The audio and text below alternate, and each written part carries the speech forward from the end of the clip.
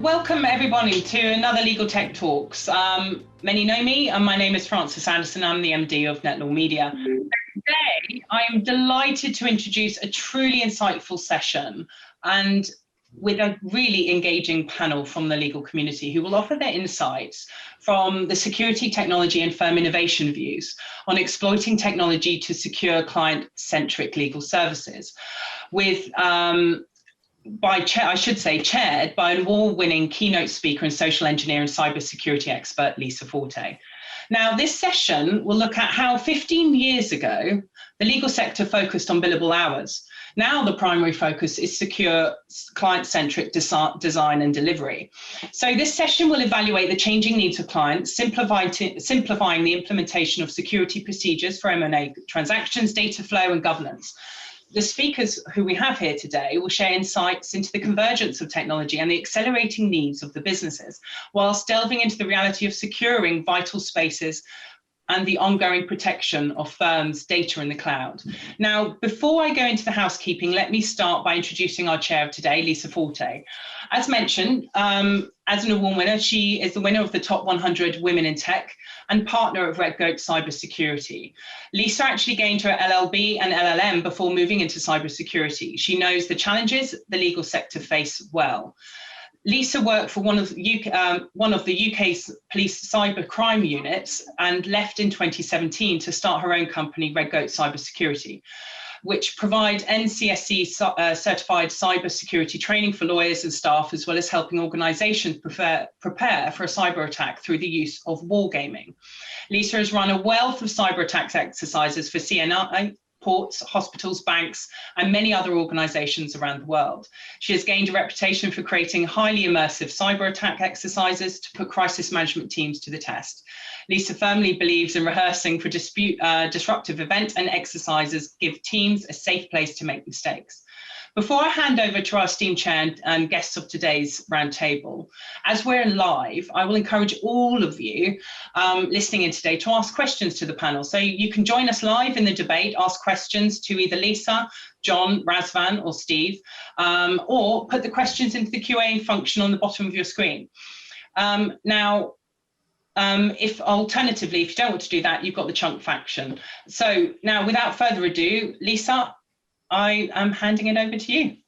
Thank you so much, Frances. It's great to be here, and we have an amazing panel for you all today, which I'm really excited to get into the discussion.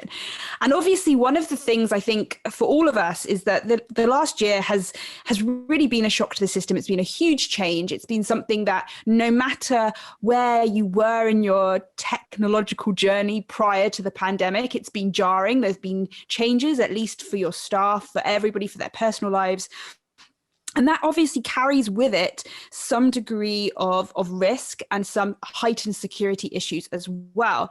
And we're going to touch upon a lot of these discussions in this panel, so I won't spoil some of the content that we've got coming up for you. So I'm going to kick off by asking sort of the starting point question here that's going to lead into a lot of the other things. And I'm going to start with you, Razvan, if that's all right. So how do you think technology has supported the needs of firms as businesses really over the last 12 months or over the course of this pandemic so far? Well, I think technology was crucial to the way we dealt with the pandemic. It hasn't really changed much of what we were doing already, at least from our perspective, but it may have accelerated a few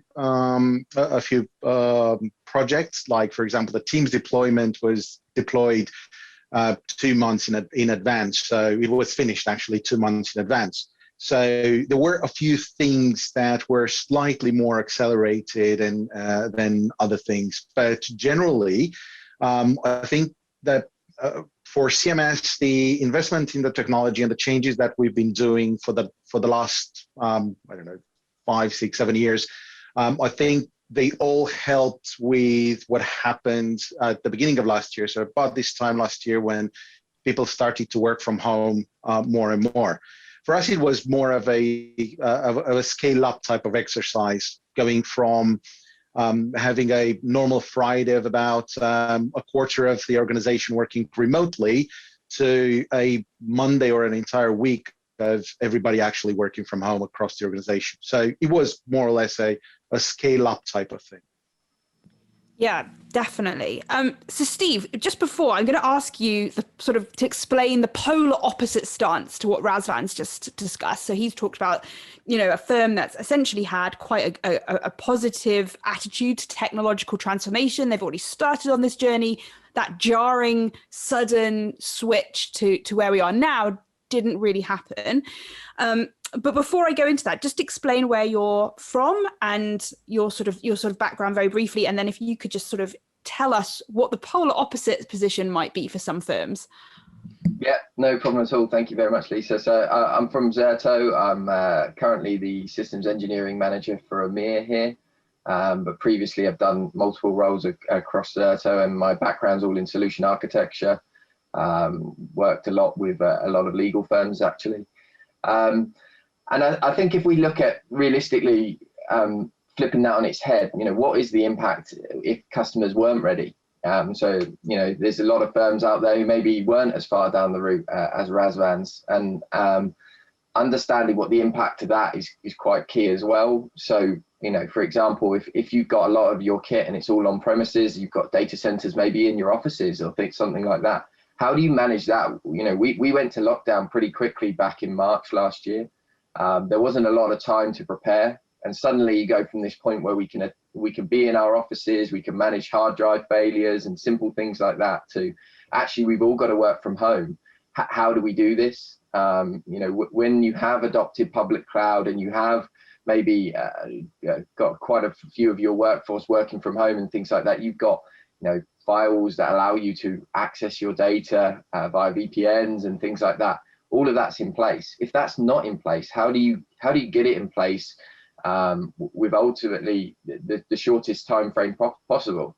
How do we scale in a time where we can't attend our data centers and things like that? And that is been a big consideration. Actually, we've had a lot of conversations with customers and prospects in the legal sector around that and how they manage that. And really the key is, whilst on-premises will always remain, and I truly believe that there's a place for that. You can't move everything to the cloud, but having that ability to utilize some of that flexibility in the cloud has really been a lifesaver for a lot of these firms, because it's given them that ability to scale to the required demands and of working from home and things like that, where the on-premises architecture really isn't set up for that. Yeah, definitely. And I agree. I think we're looking probably at a hybrid sort of environment as opposed to going back to where we were in 2019, but we'll come on to that in a moment. And finally, John, if you could just introduce yourself. Now, obviously, you're in the US, that's correct. And I'd like to know, firstly, how you've seen things in the US from this perspective as well. And do you think that, generally speaking, people were maybe had already developed that cloud-based mentality perhaps a little more than in Europe, or do you think that's not perhaps fair to say? Well, I'm not sure, frankly, Lisa, whether there's a huge distinction or not between Europe and the U.S. There's certainly a lot of variance related to just the mentality of our regulatory agencies towards data. There's some distinctions there, but I think overall, I mean, I can only speak, for Denton's, and with our firm, we had already adopted a cloud-first strategy a couple of years ago. We had a very clear roadmap on where we wanted to go with our digital platform. So we were pretty well positioned to make this transition to essentially a virtual law firm in a matter of 2 or 3 weeks. That's not to say it was completely painless, because we talk about the security issues all the time. I mean, they're paramount, but just the basic service level. We can have all these systems in place, but they're, it's the small stuff that ends up becoming, a little bit more difficult to manage from a firm perspective. Just access to, high quality, consistent Wi-Fi or broadband, varies across places. I mean, the requirements for individuals varies, in terms of their own place where they live, what kind of access they have. So there are a lot of challenges, but I think we are pretty well positioned to make a pretty quick move.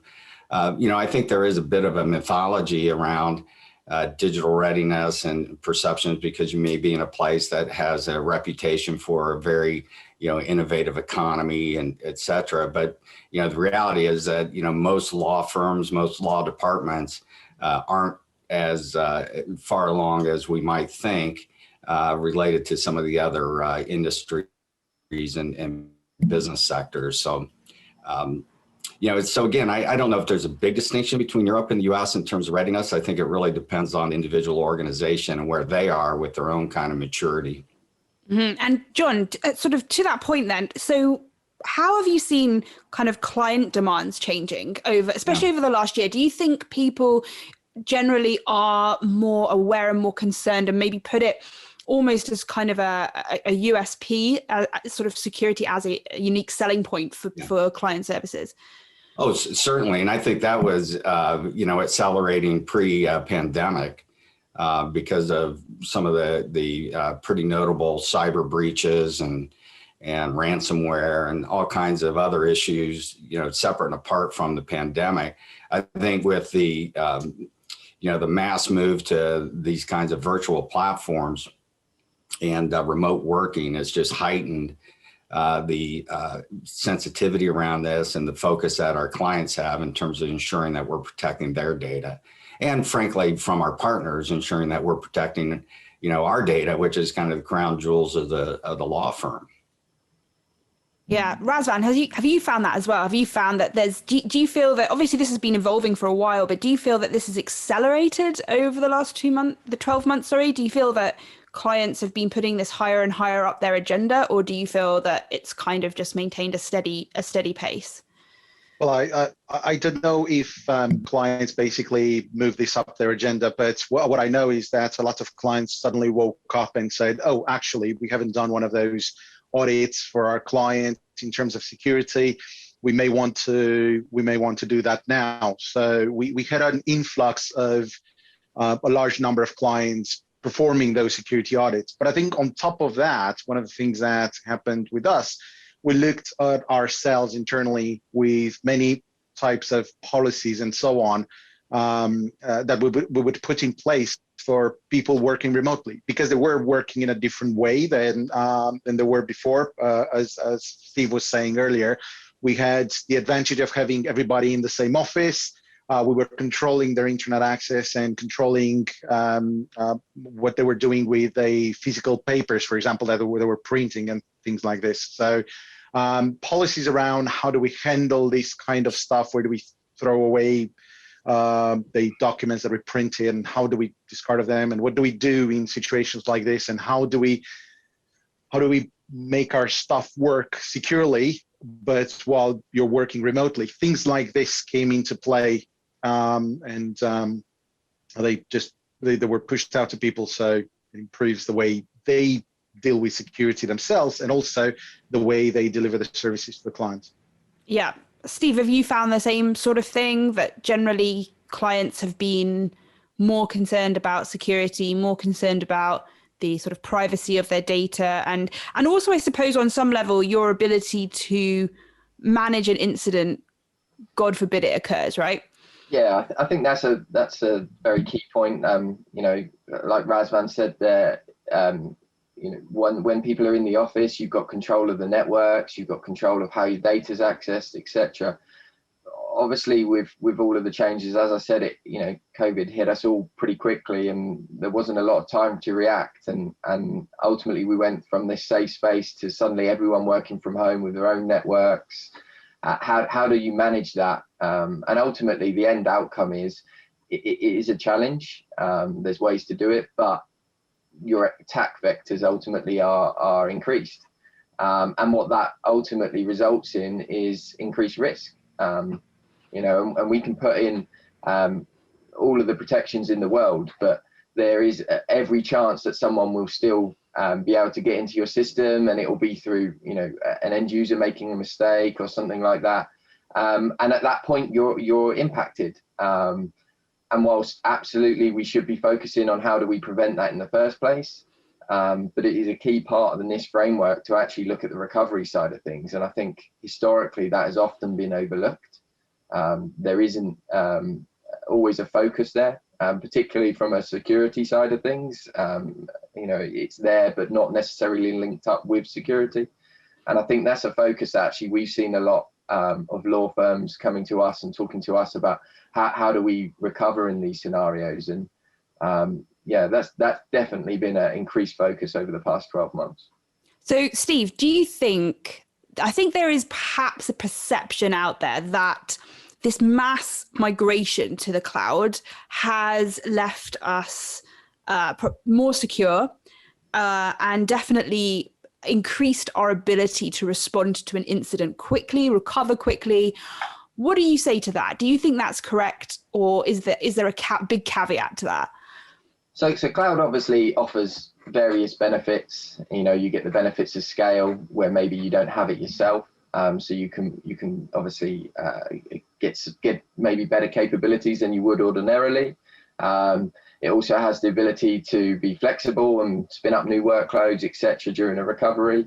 The key thing it isn't, though, is an out-of-the-box solution to provide you protection. It is a data center somewhere else. It's someone else's data center, and you need to treat it exactly the same as you would your on-premises environment. The same consideration should be made. Yes, there might be some more tooling that you can utilize to make that easier for you, but you should still be thinking exactly the same way. Because as I said, it's just a data center somewhere else. Sometimes we get a bit caught up on cloud and that it's something a bit mysterious, but the reality is it's a data center somewhere else that someone else is managing. Yeah, and I think, so John, this sort of brings into what I wanted to ask you about actually. So we've had this mass migration to the cloud, which we all understand, and that's happened across industries, worldwide.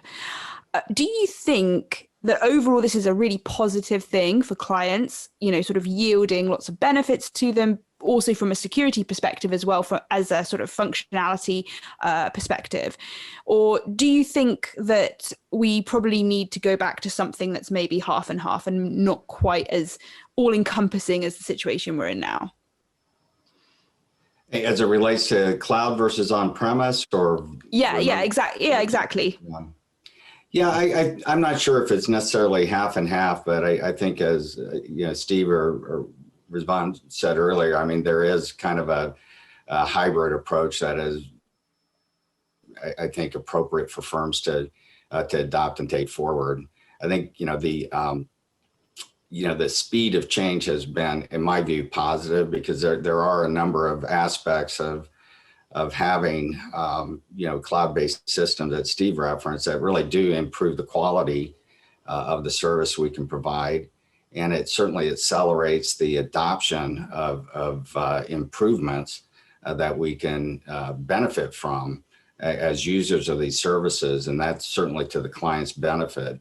I think the expectations from the clients is that, that firms are going to maximize these opportunities to improve the quality of service as well as the cost efficiency, and do it in a secure way. So there'll probably be a hybrid. I'm not sure if it's 50-50, but I think you're going to see anything that is, really just core essential kind of crown jewel stuff. I think people are going to continue to want to have a very secure and controlled systems to protect. But, there'll probably be more growth in some of the other service areas. Yeah. And Razvan, do you think, obviously the pandemic was the big driving force across the board for this transformation that we've seen. Probably things would not have happened this fast had it not been for the pandemic. Do you think the speed at which we had to transition was a positive, or do you think that actually it's probably revealed a lot of vulnerabilities and a lot of weaknesses that, had we done it slower and, to the original journey schedule, wouldn't have manifested? Well, it depends, to be honest, because when you're moving things into the cloud, you're moving things for specific reasons. You need to have, as the guys was saying earlier, We need to have a hybrid type of approach. You need to have a balanced approach. Certain workloads belong in the cloud, certain workloads do not. So we need to make sure that from a security perspective, everything is protected in the way that it should be. Now, when we're talking about the type of things that we would discover if we're going slower, yes, probably certain things are either addressed or fixed after workloads are, for example, migrated into a SaaS application that previously people will take quite a lot of time and quite a lot of testing to until they would go live with them. But even so, I don't think when you're talking about putting data into, for example, a trusted partner like, I don't know, I don't necessarily want to give names, one of the big ones that you trust and so on. If you put data in their premises, that at that point, if you secure it correctly, you don't necessarily have a problem. When you're talking about SaaS applications, predominantly, I think people moving faster to adopting SaaS applications, I don't think that's a big issue, to be honest. I don't think many things were actually missed in there. Yeah, Lisa, can I add a comment here? Because I think, there's, if we break this down between, or separate a little bit, I mean, we can't totally separate from the security issues and the data protection and all of that. But to your question about whether it's a good thing that this has accelerated change, I would say absolutely, because I mean, there are a lot of the tools that are required from workflow, from collaboration platforms. There's a lot of, services that firms and clients, law departments had to adopt in a very accelerated fashion to be able to continue to operate effectively in this remote environment. So, I mean, if we set aside to the extent that we can some of the security issues, I'd say this has been a net positive because, we know how difficult it is to drive change programs in organizations, period, let alone law firms, which are historically not the, fastest adopters when it comes to change. So I think, to the extent that you can set aside all the human cost, the tragedy of this whole thing, which, we want to acknowledge, but in terms of change and accelerating how we work differently with clients, I think that, this has really had a huge impact, a positive impact and a lasting impact that but for that burning platform, it could take years to get organizations to get where they are today. Do you think then, John, that it's sort of dispelled some myths that existed perhaps before about use of the cloud and use of cloud technologies? Somewhat. I think folks are, in this industry that are more expert than I think a lot of those myths have been pretty much busted over the last couple of years. I think it's more about the myth of, can lawyers change how they work? And I think we're finding out they actually can, and that clients actually, appreciate some of these new advanced and more client-centric, efficient ways to work together. Yeah. Steve, do you see that as well? Do you feel that there were some myths about sort of SaaS solutions, cloud solutions that have been dismissed now because everyone's had that hand forced, everyone's sort of had no choice but to, use these things? Yeah, absolutely. I think, a lot of people would have found out that this year, moving things to cloud because it fits with the pandemic and dealing with that. But for example, those that think they're going to save money just by moving workloads into the cloud, most of them are going to have found out that that's not the case. And actually there's a place to use the cloud and the benefits that the cloud provide, but moving, workloads that maybe are fairly static and the things they do on a day-to-day basis are fairly consistent. Are you going to see a huge cost saving from moving to the cloud? Quite possibly no. It's quite possibly you're going to see a cost increase. And that's why I say, there needs to be a hybrid approach here in how you look at your IT infrastructure. Yeah, and I think that kind of brings us in nicely to the next question that I have for you, which is, you know, what does the future look like for working, really, for our work practices? Because there's this kind of prediction that now it's going to be this sort of working everywhere and anywhere, always on type of style, I suppose, that's going to be for our future. So Razvan, I'm going to come to you first, actually, and see what your thoughts are on this. Do you think that this work from home environment, this sort of everywhere, anywhere kind of working, is something that's here to stay? Or do you think there'll be some level of backtracking to how we used to work? Well, I think because humans overall are quite social animals, lots of people want to go back into the office. And obviously, depending on the circumstances, some people really need to go back to the office to be able to cope with their day. But I think the future is going to be a hybrid model as well, even from this point of view, because you will have a lot of people that will jump at the idea of going back into the office. They may go back into the office for about 1 or 2 months, and then they're going to step back and say, actually, I don't want to be back in the office 5 days a week. Maybe I can do 4, or maybe I can do 3, or maybe I can even do 2 in the office and 3 working remotely. But that working remotely may sometimes be at home, but not always. So they may say, well, actually, today I just want to go into a park and work from a park. Because that's how I feel like today. I want to stay outside. I want to be in the nature. So I think the concept of always on and always being able to connect from whatever device you want to connect from, I think that's going to be more and more of an important element of everyone's systems. That will lead very nicely to things like trying to remove VPNs and stuff like that, zero trust type of security, and things like this. So I think we still have quite a lot of change that needs to happen. But the future, from my perspective, when everything is going to be back to whatever normal is going to be like in 6 or 7 or 12 months, I think people are going to work in a hybrid. I think overall, sometimes employers will actually be judged based on how they approach this flexible type of working. So you may have people that are going to say, well, actually, if my employer is going to ask me to go into the office 5 days a week, maybe I'm going to look for something else where I don't need to go in 5 days a week. Maybe I can do whatever I think it's right. And I think from an employer perspective, they need to look at this and say, well, we need to encourage this. We need to encourage people to work as they see fit. Not impose things like you always work remotely, but not impose things like you're always in the office. They need to find the balance and find a hybrid solution for this.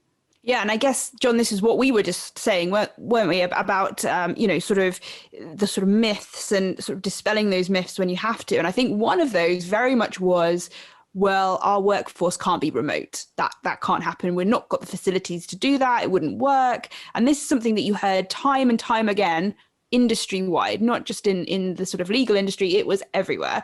And yet here we are, all working from home a year on. So where do you think the future lies? Do you think it's sort of going to sort of swing back and forth until it finds its sort of natural resting point, or how do you think this is going to play out? Yeah, Lisa, I do think we'll probably see the pendulum swing a couple of times before it kind of settles into kind of a consistent normal state. I think there's, it's just, there's a lot of complexity around this. I mean, and sometimes, I encourage myself and some of my colleagues to make sure that they're, putting their feet in the shoes of their employees, because not all of them are in the same situation.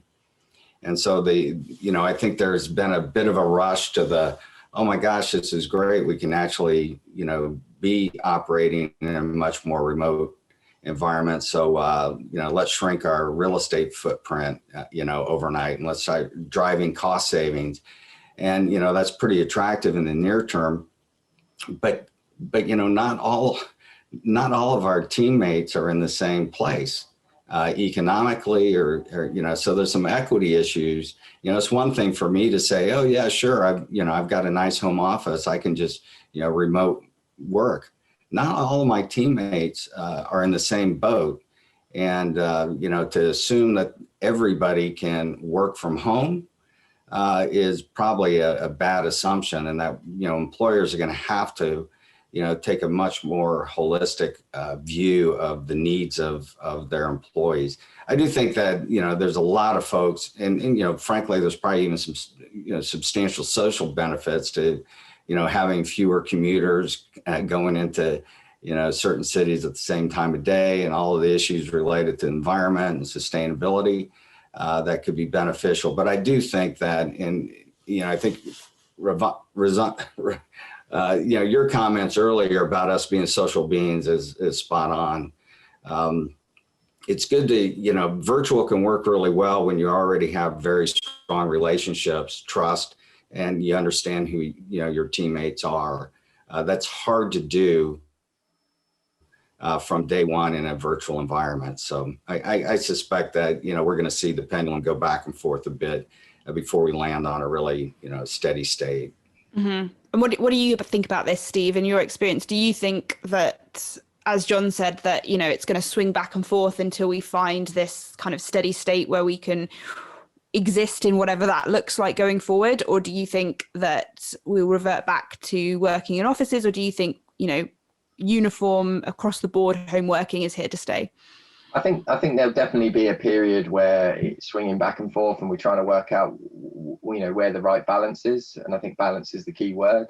I don't know about anyone else on here, but I definitely feel like the lines between, work and home life are much grayer now, that you're home the whole time. And, I've often found myself sat here at all hours of the day and have to force myself to, go away at lunch and do something different for a bit, just for my own sake, right?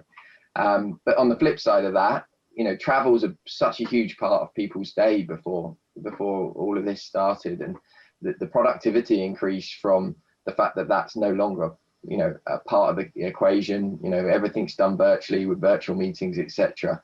So there's a balance there, and I think Razvan's absolutely right. Me personally, I'm desperate to get back in the office. Actually, not sure I would have said that before all of this, but I miss the human interaction, and I think that goes for the vast majority of people. And I think offices will remain. I do think that they will be reduced. I think you'll see, and we're already seeing in the media, a lot of large organisations downsizing their retail and their footprints there, as to what they're actually keeping and what they're going to give back. And essentially that's showing that, working from home is going to be here to stay. And I think a big part of that as well is, things like the on-prem cloud discussion that we've been having as well. As things are scaled down, maybe on-prem isn't suitable for your entire environment. Undoubtedly, some cloud is being utilized, but the key thing there is to have and maintain flexibility. I think it's pretty obvious that most people these days are looking at hybrid strategies, and being able to manage those effectively really requires you to be able to move workloads around as they change, as regulations change, whatever it might be. The likelihood is, something is not going to sit in cloud perfectly for the rest of its life. Cloud platforms change. Your on-prem argument might be stronger because of regulation changes, etc. So having a tooling, and that's definitely something that a lot of customers and prospects are coming to Zerto about to discuss, is how do we provide that mobility and deliver that outcome so that ultimately you get the best out of that strategy. Okay, so here's a difficult question for you all, and I'm going to start with Razvan, who's looking a little nervous at the thought of me asking a horrible question. So I read the other day that people in the security community were putting forward that essentially in this new work from home environment, as we've just discussed, that it will be the responsibility of firms and businesses to go in and make sure that people's routers are secure, potentially put keyloggers on their work laptops that are issued. I even read someone suggesting that it would be reasonable and proportionate to turn on the webcams of those work issued laptops.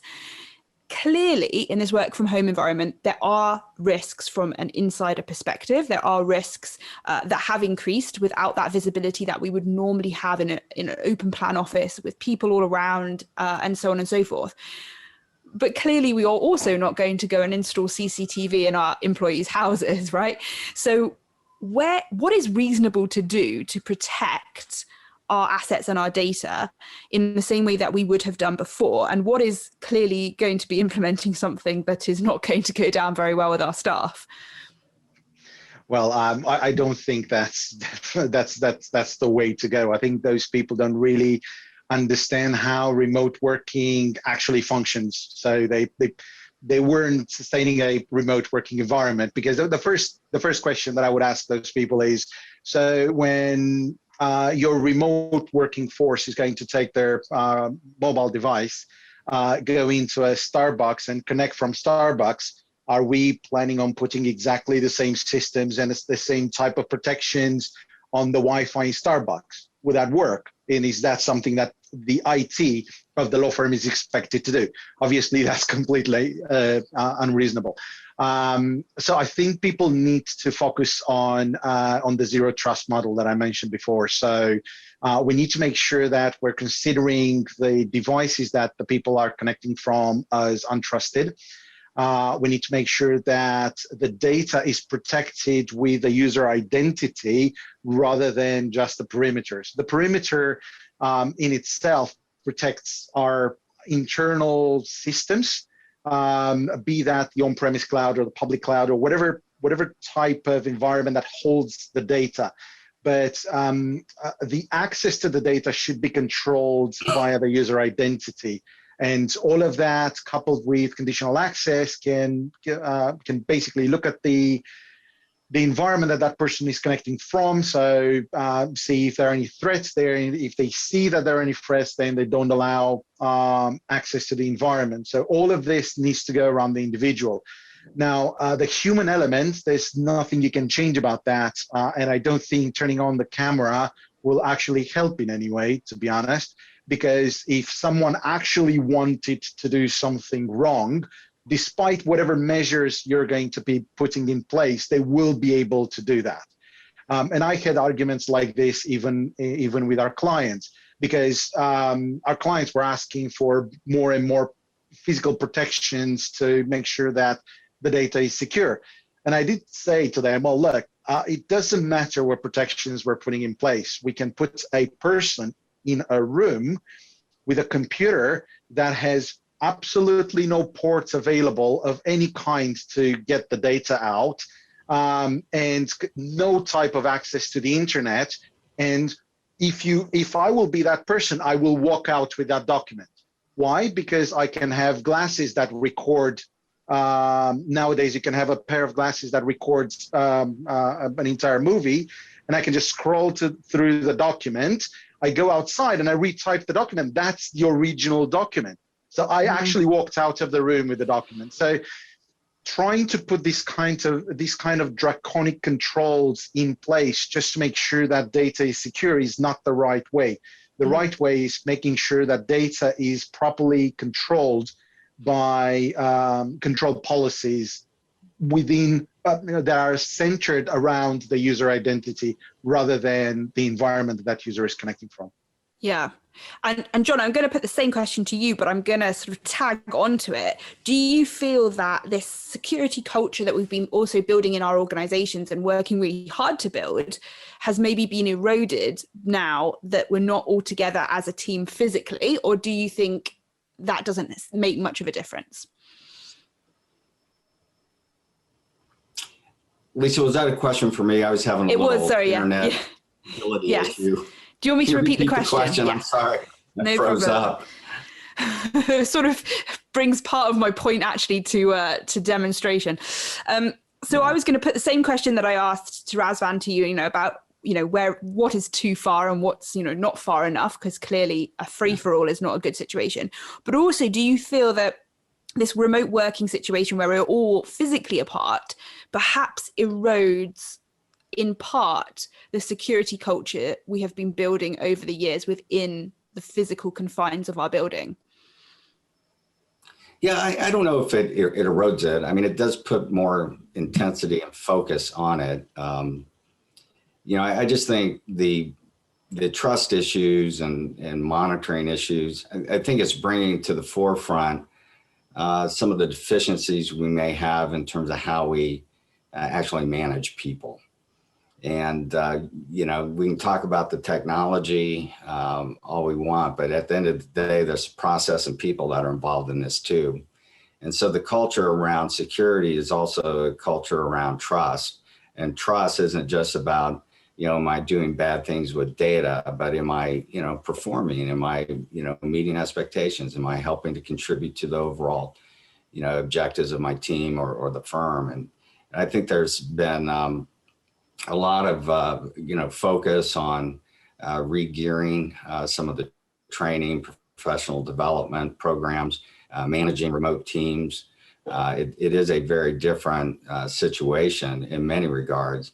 And so I think that, while there's a focus on the security, there's also just a broader focus on how do we operate effectively? How do we build strong teams that are more remote and virtual and keep people focused on, moving forward with our company's objectives, which, security is important, but it's also, productivity and trust and having that kind of relationship between the employer and the employees. Yeah. And Steve, what do you think about this? Do you think we should be interfering with the routers of our staff and whereas, because clearly there is a line that's too far, and as Razvan and John have sort of pointed out, clearly, keyloggers and turning webcams on might be just that step too far for the culture of the firm. What do you think about this? Do you think we need to put more in place than we currently have? Yeah, I mean, exactly what John and Razvan has said. In my view, that is too far. But ultimately, those suggestions are born out of the fact that the most vulnerable attack vector are your staff working from home, and so that's the obvious target to go over. The reasonable way to look at this is actually it's an education piece. You don't have that control of your network like you do in your offices, so. You need to educate your staff that they're, aware of risks to them. One of the ways we've seen a lot of our customers doing this is by, sending out phishing mails themselves. So the IT teams are sending this, and then any ones that they catch end up going on an education program, whatever that looks like. And it gets to the point where, you don't want to do that twice. So you think twice about the things you're clicking on and stuff like that. So I think that's a big piece. The second piece to that is, what I said earlier, and coming back to that, in that it's all very well, trying to minimize the impact of an attack, but actually what do you do and how do you respond in the event of one as well? So that recovery piece is definitely something that needs to be looked at in conjunction with what Razvan was talking about with the zero trust approach. I think that's the place we're going to end up in this situation. So just to add another question to you, Steve, then on that point, do you think this remote working situation that we're all in, do you think that hinders our ability to recover from an incident? Do you think that's going to slow it down, or do you think because of the migration to the cloud, that's going to speed it up? I think it all depends on your tooling. I think your tooling is key there. And I think if you've got different tools for different platforms and different environments that you're running, the complexity of managing that becomes actually to the detriment of any sort of recovery. And you're going to find that does become a struggle. And again, that's a lot of the conversations we're having with our prospects is really around how Zerto can help simplify that by providing a single tool to provide that complete data protection stack. And that even goes through to backup now with some of our offerings there and what we can deliver. And I think that's really one of the key things that you need to be looking at. Everyone we're talking to is looking at some form of cloud adoption, but almost everyone is also looking at maintaining some form of on-premises environment, and ensuring that you have the ability to protect them all the same is really key. And it comes back to what I said earlier, in that, you know, if you put something in the cloud, it's just another data center somewhere else.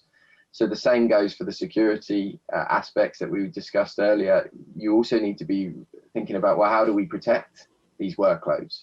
And again, being able to do that with a single tool, you know, single language, and simplify that as much as possible is really key. And ultimately that helps remove lock-in as well, because that's another big concern. You know, we live in a crazy world and anything can happen. And, you know, if you've chosen a cloud provider and something happens, whether it's a relationship breakdown or whether, you know, it's something more serious than that from the company perspective of the public cloud you've chosen, having that ability to be able to revector to you know, another public cloud, back to on-prem, ultimately secure your data is really key. And frankly, a lot of the CFOs at a lot of the firms we're talking to are actually asking these sorts of questions, because it's a major concern. You know, how do you handle those sorts of situations?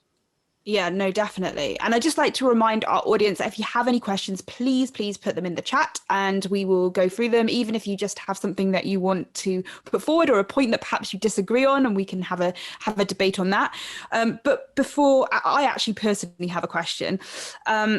We hear a lot from the big providers, the big cloud providers, about this concept of shared responsibility and how, you know, they have one portion of the responsibility to protect the data, but there's also a piece, maybe as equally large, from you as a firm to protect that data as well. This concept that everyone has some responsibility for that. Razvan, how do you feel about that? Do you think that that's the right situation to be in, or do you think that we've kind of got ourselves into a situation where mentally we feel like all the risk and all the responsibility sits with the cloud provider and perhaps not so much with us? Well, a lot of the responsibility that used to be ours is now the cloud providers. That is correct. But is it correct in saying that the responsibility for making sure that our data that sits in their cloud is secured falls squarely onto the cloud provider? No, that's not true.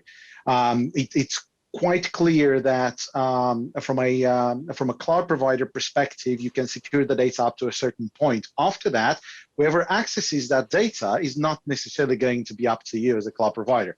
So giving a very simple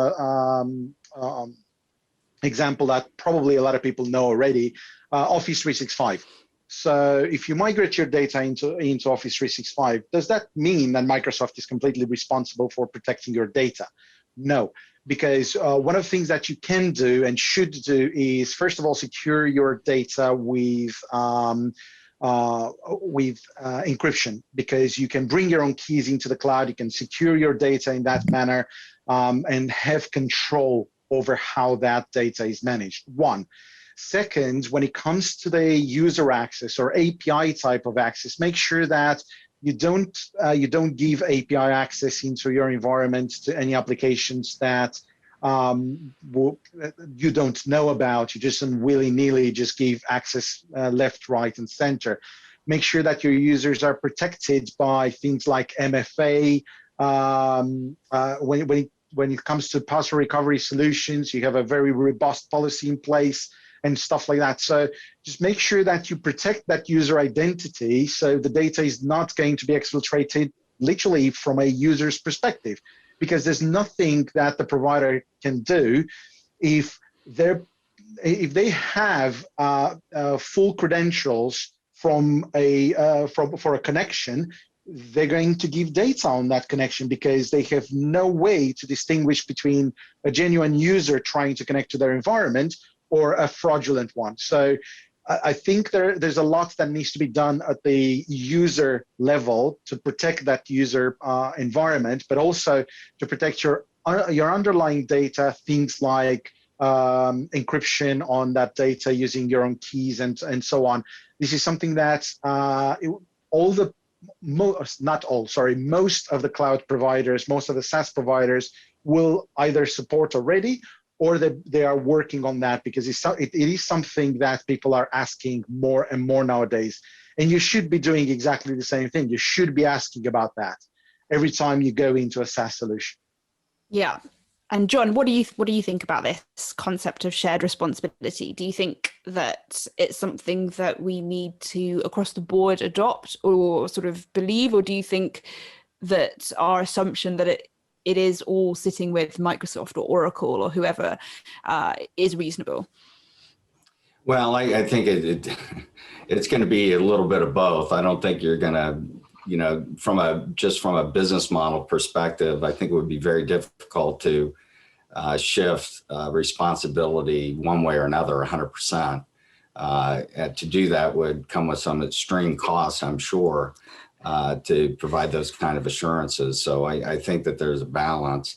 And some of this is going to be decided not by us, but by dispute resolution and insurance companies in terms of how they're reevaluating the scope and coverage of some of the existing policies that many of us already have. So it's an important area that I think we're going to see some evolution around where this settles out over the coming years. Yeah, because it's not purely settled. Yeah, and Steve, do you agree with what John and Razvan have said, or do you have a different perspective? Yeah, no, I think, it's a nice message, it's a nice marketing message, shared responsibility, etc. And yes, you're not going to have to worry about hardware failures, and there'll be SLAs behind that, etc. But organizations need to own their infrastructure here. It's not a case of assuming anything from a cloud provider. So unless you're buying a service, all of the things I've mentioned, security, data protection, recovery, all of those things need to be considered. And also, like I said earlier, the ability to exit these environments in the event of major disruption or anything like that. That's the only way that you're going to have complete comfort in your infrastructure and your solutions. The fact that you've got that data in your hands with regards to how you protect it, how you move it, and where it sits. Yeah, because I'm pretty sure that if you had some incident and you had to tell a client that data was now gone, the fact that you said, oh, well, I think it was actually the cloud provider's responsibility, not ours, probably wouldn't go down too well, would it?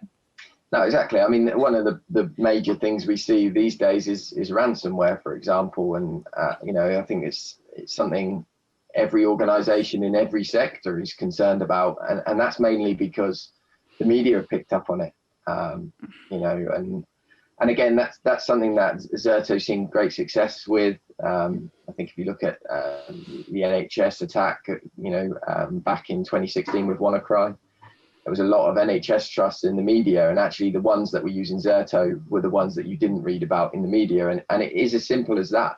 If you thought about how do we recover and how do we protect and things like that, it makes a significant difference. And it's not just about downtime anymore. It's about, what's the impact on my brand and things like that. And, there's unknown costs and how do you measure that and things. So there's a lot of considerations that you need to take in place, but ultimately it's another data center somewhere else, and you should treat it exactly the same as you would on premises. Yeah, and I think you sort of hit the nail on the head there, because I think we have seen time and time again that the media, they want a good story, and that story is not going to read, look how well this law firm handled this breach and how responsible, and there was not anything else they could have done to stop this breach, because no one's going to read that story, are they? They want to paint it as, sort of this huge issue that you never dealt with and you turned your back to, and you've sort of not been very transparent about, because that makes a great headline. And so I think you've sort of hit the nail on the head there, Steve, when you said, you've got to sort of think about how this would look if it did all go wrong and how we could mitigate the damage of that. And I think law firms actually, I've always argued this, that they actually find themselves in a unique situation to pretty much all the other industries. Obviously, we know that, you have certain types and categories of data that are very attractive. That's a given. But I actually think it's more complex than that. I think that a lot of companies, a lot of other industries actually look to law firms to be the template of what we should be doing, as a sort of, well, if the law firms are doing this, then it must be fine, so I'll do the same thing. So actually there's this level of responsibility, I think, that law firms have on top of what other industries have to deal with, in the sense that you do have this kind of, you are sort of held up as this sort of shining example of compliance and, you know, doing everything right. But we're almost at the end of this session. So I just want to get some of your closing thoughts, really, and what you think people who have listened to this session should take away, and where we go next, really. So Razvan, what are your sort of thoughts on where we go next and what people should take away? Well, from my perspective, from how the future will turn up to be, as I said earlier, it's going to be hybrid. So having a strategy that is not nailed into one single direction, going, we're only going to go into the cloud, or we're only going to go into on-premise, we're only going to work remotely, or we're only going to work in the office. So having a hybrid type of approach to technology, as well as how the future of real estate and all of that will develop, I think it's the way to go for, especially for the law firms, but in general for all the businesses. And I think people should be looking at moving towards a type of zero trust environment. So this is kind of the direction that we need to go into. We need to make sure that we put the security and the data access needs to be around the user. It doesn't need to be around the devices anymore, not just around the devices, not just around the environment and all that. Yeah, definitely. So no CCTV in people's houses is the lesson we've learned from this. To think anyone actually suggested that just blows my mind, but there we go. And John, what do you think? What are your sort of thoughts going for people to take away, and the thoughts for the future? Well, it's always hard to predict the future, isn't it? Because it changes so much. But I think Razvan's spot on in terms of just the technology is going to evolve. How we work is probably going to evolve into this kind of hybrid, on-prem, remote. I mean, there's, people are going to be changing roles. So if you can focus on just the access and the control around the data, it's probably going to be a smart move, because it may become a little bit more agnostic as it relates to, the kind of devices people are using and from where they're working. So I think that's a very smart strategy. And it's going to be interesting to see. I mean, it's just,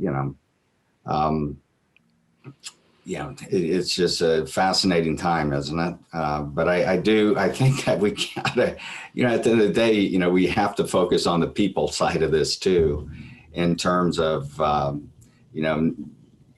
making sure people have the right training. They do have the right sense of responsibility in terms of their individual roles, but that we're making sure that we're not making too many assumptions about everybody's access to the same kind of work environment and community. So it's going to be interesting to see how this all shakes out from an equity and effectiveness perspective, in my opinion.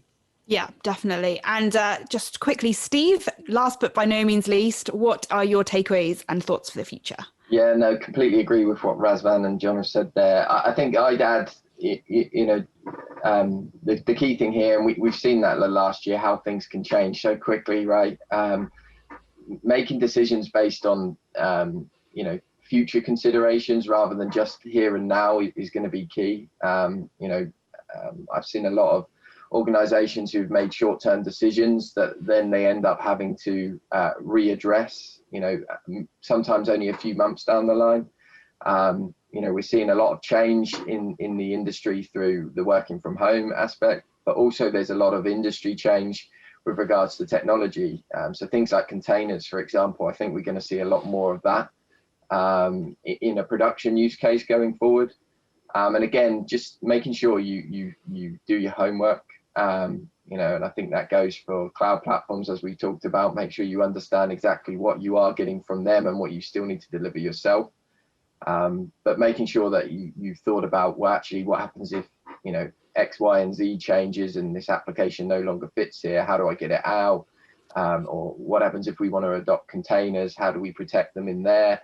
Those are the sorts of considerations that I think we're going to see more customers open to discussing, frankly, because of all of the change we've seen over the past year.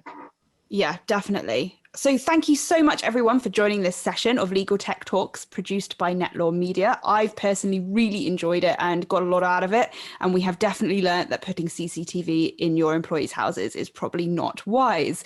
I can also confirm that the next Legal Tech Talks will be on the 4th of March at 3 p.m, where speakers will be talking about diversity in legal tech. Thank you so much for coming, and a big thank you to Steve, John, and Razvan for their contributions on this panel.